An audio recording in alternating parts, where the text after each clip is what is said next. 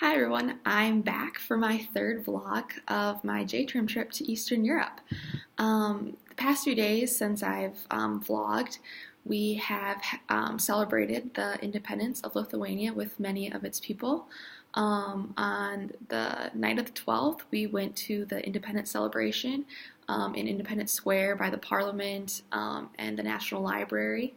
And then yesterday, the 13th, we visited the TV tower to see the exhibit there and go up and see what happened on the day of the 13th in 1991. I really enjoyed the experience. I thought to be a part of the event on the 12th at Parliament, it was special in how they recreated, or the best they could, recreated that night, and to see the people filled with so much pride and to see the flags flying and the excitement, it was special, and it was something I will remember for a very long time.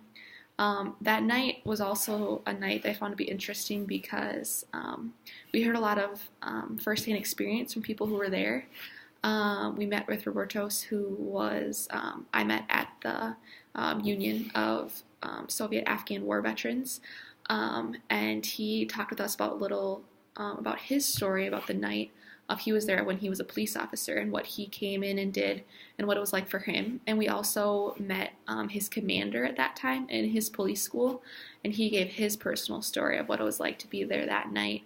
And it was very emotional when they talked about it. You could see it in their eyes. You could see it in just his body language. He was like holding on to his daughter. You could tell he would grasp her tighter and kind of hug her when there were more happy moments.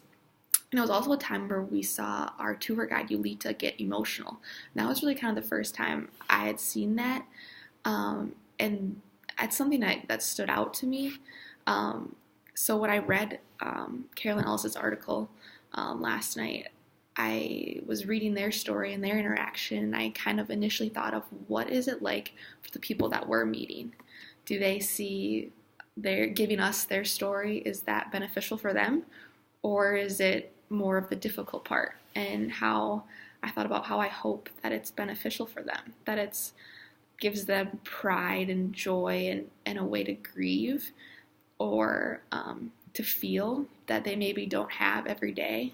To imagine to be able to tell your story to people who don't fully understand, but they're learning. And I imagine that that's very helpful. I know Tasha and Anna, they pointed out today about how those veterans, they're happy to tell the story because they're teaching it to people who are learning, who are maybe able to take something from that and move forward.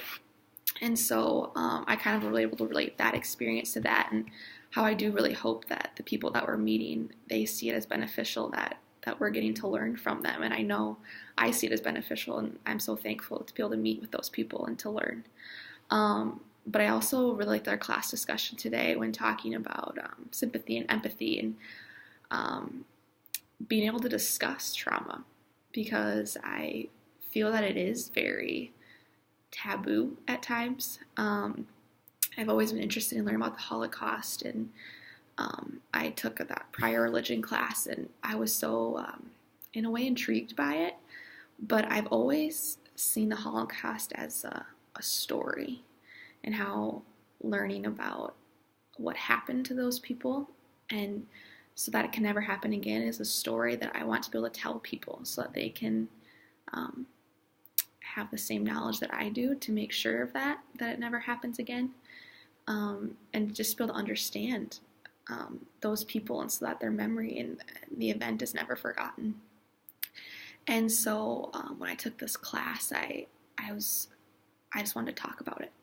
I wanted to tell people about it. I wanted them to know the things that I had learned, and so that there's just more awareness. And I would talk to my parents, and they would be pretty open, but even sometimes I would say something, and they would just be kind of lost for words. And then I would just get kind of quiet because I didn't want to push it farther. I thought maybe they haven't really thought about it or discussed it, and that it's difficult for them, or I had a little bit more time to process. But even talking about with friends, people talk about, oh, what do you have in that class? And I talk about it, and they, oh, what's that about?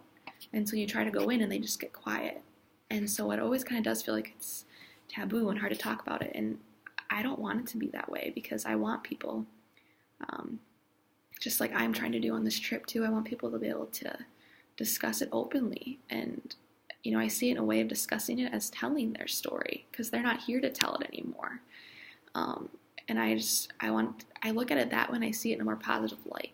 I don't see it as much difficulty, as more of like, I want to be able to give that to people so we can continue on, and that it's never lost. So I really appreciate the lecture this morning. It was a way I was able to relate to the taboo thing, and I've tried to practice sympathy and empathy when discussing those things with people as much as possible, and I continue on with that throughout this trip. I think it'll be important, especially we have a few deeper events and deeper locations to go to in the next few weeks. So I think that discussion will be very helpful for our class, or it was very helpful for our class today. So I'm looking forward to the next 2 weeks. We are headed off to Poland this morning, so I guess I will see you guys in Poland.